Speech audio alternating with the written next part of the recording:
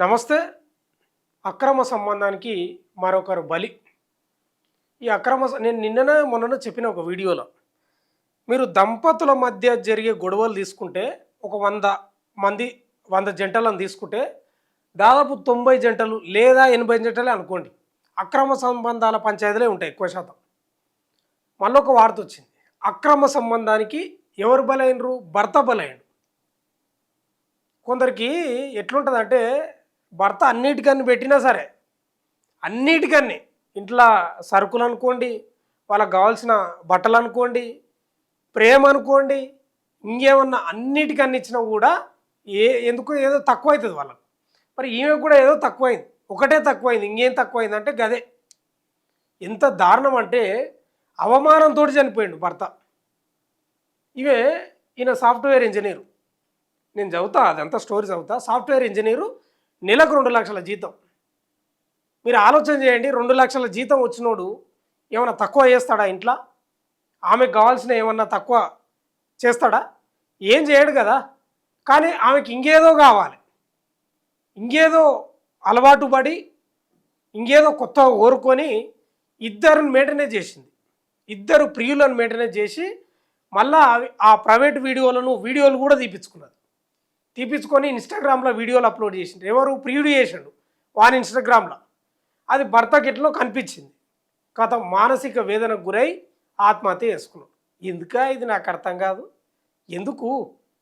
కొందరికి అధికారం మీద మోహం ఉంటుంది, కొందరికి డబ్బు మీద మోహం ఉంటుంది, కొందరికి శృంగారం మీద మోహం ఉంటుంది.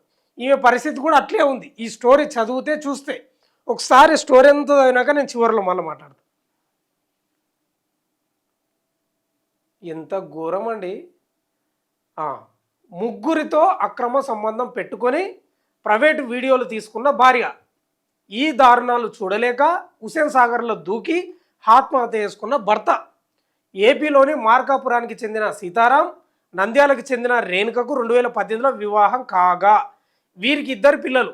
సీతారాం సాఫ్ట్వేర్ ఇంజనీర్గా పనిచేస్తుండగా బాచుపల్లిలో స్థిరపడ్డ ఈ కుటుంబం భర్తకు తెలియకుండా ముగ్గురితో అక్రమ సంబంధం పెట్టుకొని, ఈమెను ఆడేమనాలన్నా ఇంకేమనాలనేమో మరిగా, ముగ్గురితో అక్రమ సంబంధం పెట్టుకొని రమణారెడ్డి అనే వ్యక్తితో కలిసినప్పుడు ప్రైవేట్ వీడియోలు తీసుకున్న రేణుక ఆ వీడియోలను రమణారెడ్డి ఇన్స్టాగ్రామ్లో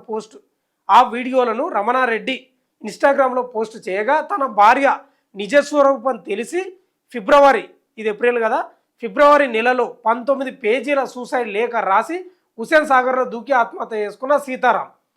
ఆ మధ్యలో వార్త కూడా వచ్చింది, ఉస్మానియా అదేంటి హుస్సేన్ సాగర్లో ఒకరు ఆత్మహత్య చేసుకున్నారు. మరి ఈయననేమో అది.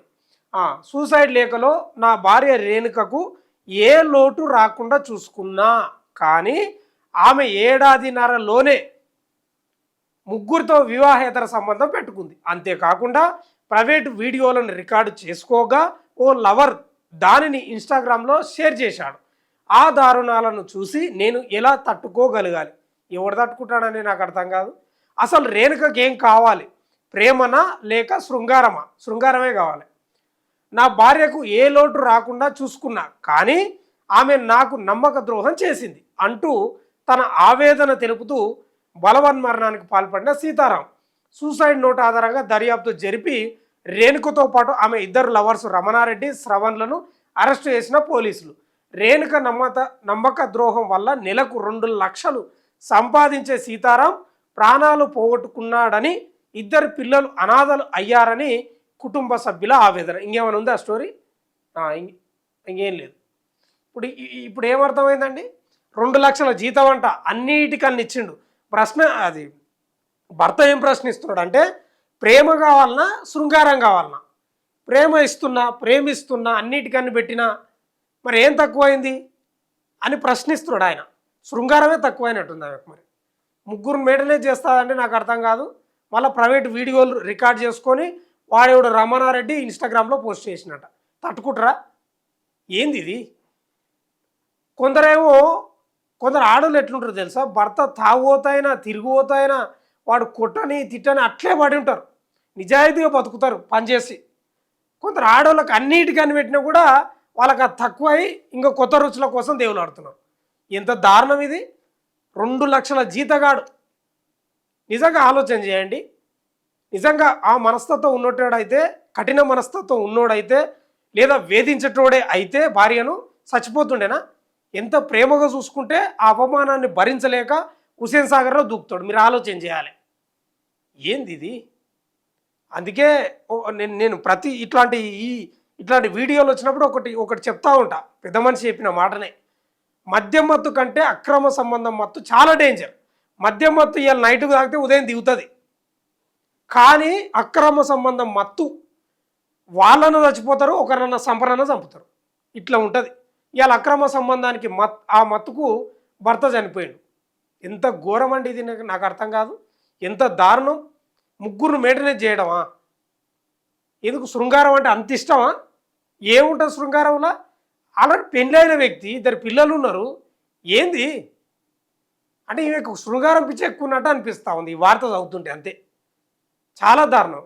కాకపోతే ఈ మనిషి తప్పని చేసిండు. ఎవరు ఈయన పేరు ఏం పేరు ఉండే, సీతారాం తప్పని చేసిండు. 2 లక్షల జీతం కదా, విడాకులకు అప్లై చేసుకున్నాడు. ఏ ఇజ్జతే ఇజ్జత్ అండి, నాకు అర్థం కాదు. ఏమి ఇజ్జతులు? డైరెక్ట్గా దొరికిన వాళ్ళే, అసలు రాజకీయ నాయకులు వాళ్ళు వీళ్ళు ఇక ప్రముఖులు దొరికిన వాళ్ళే దర్జాగా ఉంటున్నారు. ఎందుకు బాధ? ఎందుకు నీకు? విడాకులు తీసుకొని ఉన్నావు, 2 లక్షల జీతం భరణం ఇయ్యనున్నావు, ఇంత పోతే పోని దరిద్రం అని. నీవెందుకు చచ్చిపోవాలి సీతారాం? నాకు అర్థం కాదు. ఆ మనస్తత్వం ఉండొద్దు, నిలబడాలి. ఏదన్నా నీవైతే తప్పు చేయలే కదా, నీవైతే ఏం చేయలే కదా, నీ భార్య చేసింది. ఏమన్నా సమాజం తిట్టినా కొట్టినా ఆమెనే అంటారు కదా. విడాకులు తీసుకో, 100% విడాకులు తీసుకో. 2 లక్షల జీతం నీకేం తక్కువ ఉంది? పిల్లలు ఆమెతోటన్నా పెరుగుతారు, లేకపోతే నీతో ఏజ్ వచ్చే వరకు ఆమెతోటి పెరుగుతారేమో. పిల్లలు నీ దగ్గరకు వస్తారు కదా ఎప్పటికైనా. కానీ కొందరు ఎట్లుంటారంటే మనస్తత్వం చాలా సున్నితంగా ఉంటుంది. ఇదేం చిన్నది కాదు, పెద్దదే. కానీ చిన్నదాంట్లో కూడా చనిపోయేటోళ్ళు ఉంటారు. ఈ అంశం కూడా చాలా పెద్దదే, పరువుకు సంబంధించిందే. కాకపోతే తట్టుకోలేకపోయింది సీతారాం. మత్తు దిగలే. ఏంది శృంగారం మత్తు ఇంకా దిగలే.